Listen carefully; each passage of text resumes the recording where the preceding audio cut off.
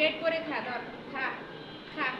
দেখছো আমার আমার বিলুটা এতটা ভিআইপি, কুপার্সের ব্রেড ছাড়া সে ব্রেড খাবে না। সে ডিম ডিম পোস্ট এই যে ডিম পোস্ট করে নিছি, ডিম খাবে, সিদ্ধ ডিম খাবে না, রান্না ডিম খাবে না, সে রান্না করে দেওয়া ইলিশ মাছ খাবে না, সে ইলিশ মাছের পেরি খায় না, পিঠের অংশটা খায়। কোনো জায়গায় আছে এত ভিআইপি বিলু বলেন? তারপরে কি করে জানেন? রুই মাছের পেরি খাবে না, পিছনের অংশ দিতে হবে। চিকেন চিকেন আনার পরে তোমার একেবারে মানে থান চিকেন যেটা সেটা দিতে হবে, হাড় থাকলে ওটা খাবে না।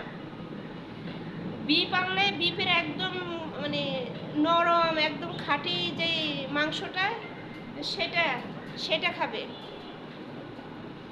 দুধ দুধের যদি তুমি যদি পানি দিয়ে গোলায় দাও খাবে না, এটারে জাল দিয়ে একটু মানে একটু খুব সুন্দর করে একটু যদি জাল অনেকক্ষণ চুলায় বয়লার করে তারপরে দিলে সে খাবে। এরকম বিড়াল কয়জনের আছে আমাকে একটু জানাও। এদিকে আয় বিলু, আয় আয় আয় আয়, এদিকে আয়, ওখানে যাবি না, বাথরুমে যাবি না, আয়। ওই যে চলে আসতেছে, আয়। এই যে এটা খা, এটা খা, এই যে এই যে তো ডিম রয়েছে কিন্তু এখনো।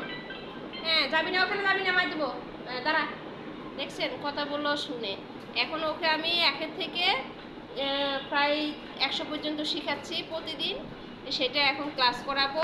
আমি আগে খাওয়াইনি ওকে, তারপরে ঠিক আছে ওকে ক্লাস করাই, তারপরে যা ছাড়বো। আর ওর 2টা বাচ্চা আছে, একটার নাম হচ্ছে থামস আর একটার নাম হচ্ছে তোমার তুলতুল। ওই যে তুলতুল আসতেছে, ওই যে দেখেন, ওই যে এখানে ঠাপ্পাস করে শুয়ে পড়ছে। তুলতুল আয় আয় আয় আয়, এই যে খা খা। তুলতুলের আবার খাওয়ার সিস্টেম আছে। তুলতুলকে তোমার ক্যাট ফ্রুট না দিলে খাবে না। তারপরে তোমার আরেকটা ওদের একটা চকলেট আছে, ক্যাট চকলেট, ওটা দিতে হবে। ওটা না দিলে ওর দিন ভালো যায় না। হ্যাঁ, এই হলো আমার সার্কেলেরা।